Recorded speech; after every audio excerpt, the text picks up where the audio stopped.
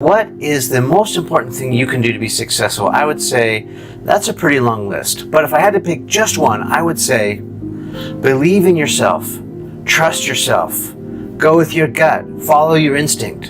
You probably already have everything that you need inside you to be successful. You just have to do it. One can see the value in others, right? Maybe we know ourselves, what we're capable of, but let's face it, we get judged most of the time by what we've already done. Totally. And so therein lies the problem. It's like, I feel capable of this, and I'm being judged or, put in this little box. And so you don't always have the opportunity. And speaking from my own experience, I think that's why I started this production company. I was at the movie studios, I was doing big things, and I felt capable of doing this, and so I did it. But I will tell you that almost everyone I told about what I was going to do said, "You're nuts, you're crazy. You're leaving this big job, you've got this big salary, you've got all the benefits, it's cushy, just stay here and go with the flow." And I said, "Nope, I see a new road." Well, only you know, and nobody evaluates you like you do yourself, okay? But I've mentored people and told people jump off the cliff before. I have a good friend, Dave Jacquin, who was a banker and did all my M&A work when he was with Montgomery Securities and then Piper Jaffray and a few others. And he wanted to go out on his own and was scared to jump off the cliff. So I gave him that first deal, but now he controls 50% of the M&A in the consumer restaurant industry. And what's magical about that is that you saw the value in him and you gave him permission. And he'll tell you that if Tilman Fertitta does not tell me go jump off the cliff, I don't do it. I love that. My question is, what do you do if it's the opposite? If you feel capable of doing it, but the boss says there's no way you're going to succeed, you're going to fail. You're going to jump and you're going to jump to your death. Well, that's the boss not wanting to lose you, so obviously they see a lot in you because they don't want to lose you.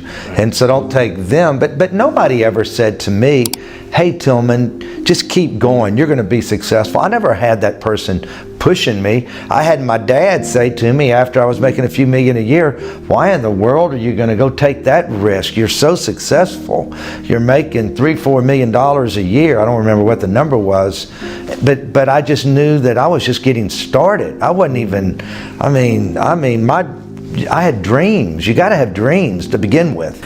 I think, Tilman, what you're saying is you really have to be careful of the source. Because if I'm not mistaken, your dad was in the restaurant business. He had a restaurant, yes. Right?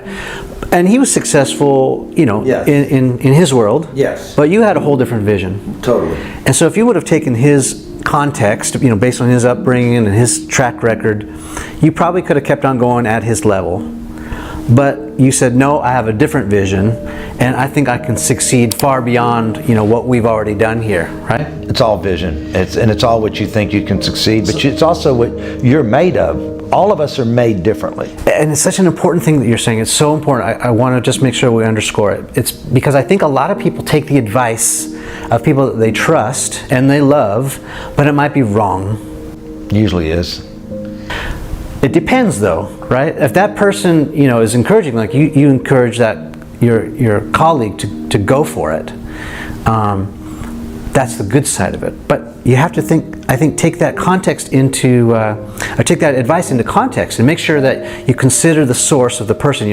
What's their background? What biases do they have? Before we just start taking blanket advice like you should do this or you should not do this. Agree or disagree? Totally agree. But at the same time, it still always comes back to you. And you have to know if you're getting there or you don't. The problem is nobody tells anybody, "Darling, you keep singing, don't worry about getting a job. I know you're a waitress, but you keep doing that because you're going to get a break and you're going to win a Grammy singing in a couple of years." Or, "You know what? Don't worry about that waitress job. You're going to win an Oscar one day." "Oh, Tilman, go ahead and open up another restaurant." There's a lot of people that started with one restaurant that are on the Forbes 400. Okay, so you just got to just feel it, and the person sitting over here and evaluating you doesn't get it. Okay, it's you. It's in you.